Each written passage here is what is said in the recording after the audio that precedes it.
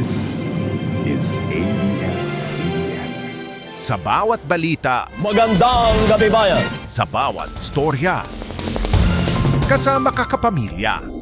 Ngayong August 25, 2025, muling magbabalik tanaw ang mga lumang tao, ang ating pamilya sa News and Current Affairs ng ABS-CBN. Isang pagtitipon, isang pagpupugay sa mga henerasyon ng storytellers na minsang tumindig para sa bayan.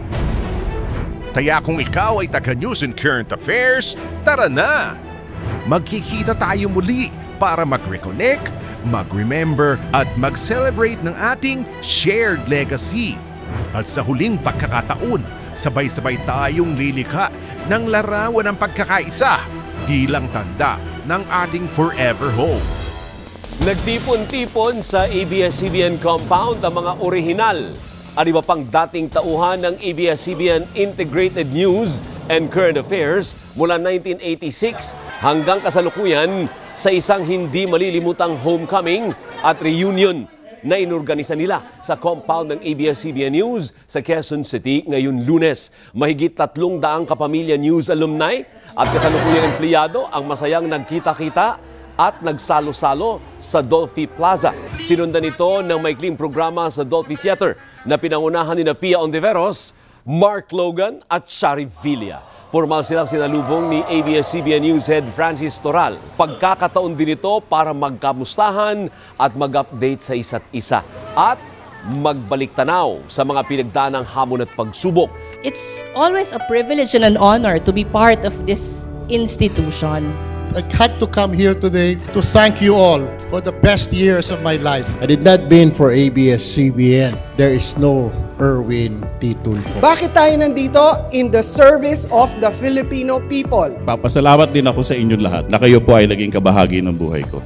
We had a lot of memories, we had a lot of exposés. Bago pa nauso ang salitang accountability, ando na tayo. Malaki ang naging bahagi sa akin at naging tulong sa karir ko ng MGB. Mawawala yung tower, mawawala yung ABS-CBN building, pero yung good memories are here to stay. I am grateful to ABS-CBN and to all of you. I will forever hold you in my heart. ABS-CBN paid its people so well.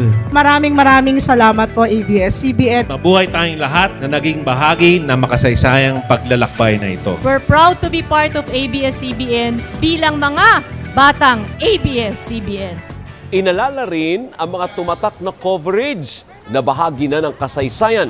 Siyempre kasama si Kabayan na nagbigay buhay sa orihinal na misyong magsilbing Bridges on the Air sa pagitan ng gobyerno at mga kapamilyang manunood here and abroad. Pinaka-highlight ng Grand Kapamilya News Homecoming ang human formation ng iconic logo ng ABS-CBN na minsang hinirang na the Philippines' largest network. Sa aming mga kasamahan sa News and Current Affairs, mula noon hanggang ngayon, welcome home, kapamilya. Kanino ha? Halos maiyak ako. Ang dami lumang tao. Kilala mo ba lahat? Malita ko, kumpleto daw yung MGB family mo. Yung programa Kanina, mo. Ano lahat? Si father, si mother. Si father, si mother. Nakakatawa si Kabayan. Nandun sa gitna ng mga ano. Kompleto siya. Ay, nakakatuwa. Ay, nako. Nakakalungkot na. Kumakanta kami, medyo tinatamaan ako. Maraming salamat po! Hindi mag-iiwanan.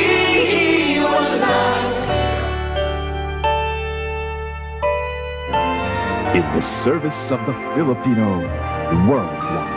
Alright, music. Bagong balita mula sa ABS-CBN News and Public Affairs. Practical pa lang ako, kapamilya na. Multitasking agad. Kailangan mabilis ka mag-adapt, lalo na sa News and Current Affairs. Yung mga nagbabagang balita, kahapon po ay nagbukas. does not deserve naghahatid ng mga balita. Sana return. Konti muna ito. At ako naman po si Bernadette Zambrano. Okay, onward. Di biro nung nagsisimula pa ang newsroom. Low-tech pa ang mga machine kaya photo finish parate. Naalala ko, tatakbuhin mula editing hanggang studio para makaabot ang tape ng TV Patrol.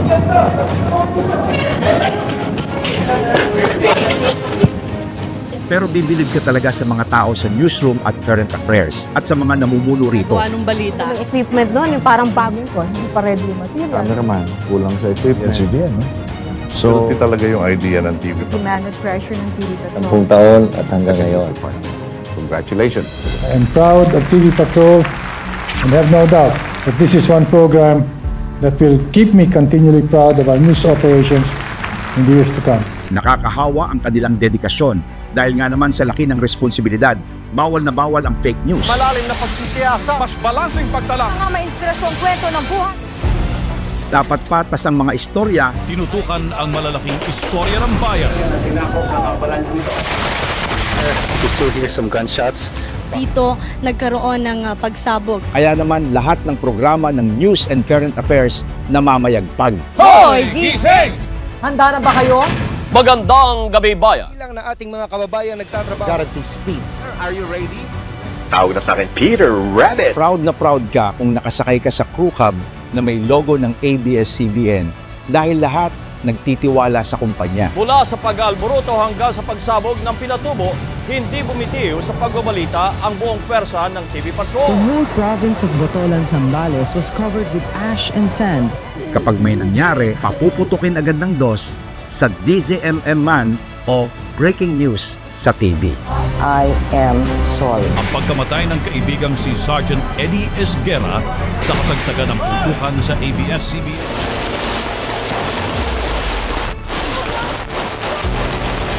Kung minsan nga, sabay-sabay pa sa isang coverage ang iba't ibang programa. Hindi na talungin yan! Kaya willing kami mamatay! Pagandahan ng kuha, pagalingan ng anggulo ng istorya para mas lalong maintindihan ng masa. Always remember, kung walang knowledge, walang power. We were not just reporting history, sometimes we were a part of it. Kami nagko-cover before. Kami ngayon na kino-cover. Pinapatatag namin yung loob. Sa bawat kilalang mukha, anchorman o reporter, nasa likod nila ang daan-daang kapamilya. Sila yung best of the best sa industriya, mga lodi na sinisigurong premyado ang kalidad ng trabaho.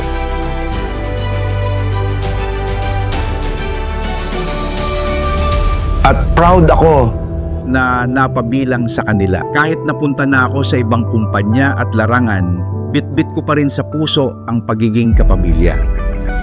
Matatandaan ko, magkahawak tayo sa madilim na gabi, sa gitna ng bagyo. Minsan din makapal ang ulap at abo, hanggang sa magliwanag, ikaw pa rin at ako. Magkasama tayo sa pag-iyak at pagtawa, sa pag-ibig. Pagkabigo sa hirap at ginawa, kahit ano pa'y paglalaban kita. Kapamilya forever, forever, forever, forever. Hindi maghihiwalay. Kapamilya forever, forever, forever, forever. Tapat sa'yo habang buhay. Kahit muling umuulan, may hadlang sa ating daan, isang pamilya pa rin natin malalagpasan. Buo ang loob, di mangangamba, dahil alam ko, bukas nandyan ka. Magkasama tayo sa pag-iyak at pagtawa, sa pag-ibig. At pagkabigo sa hirap at ginhawa, kahit ano pa, ipaglalaban kita. Kapamilya forever, forever. Hindi maghihiwalay. Kapamilya forever, forever. Tapat sa'yo habang buhay. Oh, oh, oh, oh, oh, oh.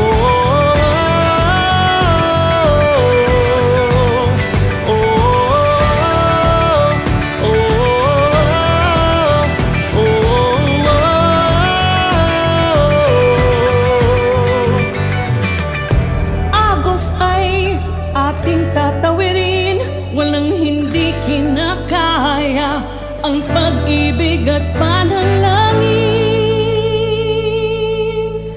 Kapamilya forever, forever, forever, forever. Hindi maghihiwalay. Kapamilya forever, forever, forever, forever. Tapat sa'yo habang buhay. Kapamilya forever.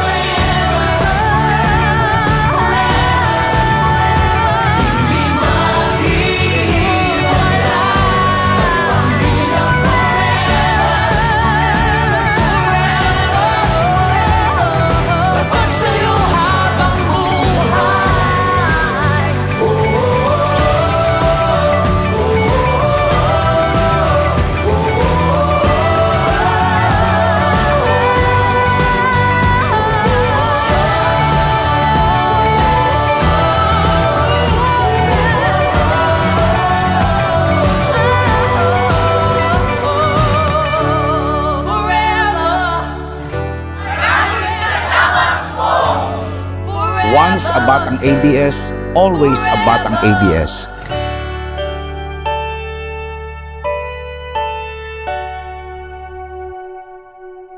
In the service of the Filipino worldwide.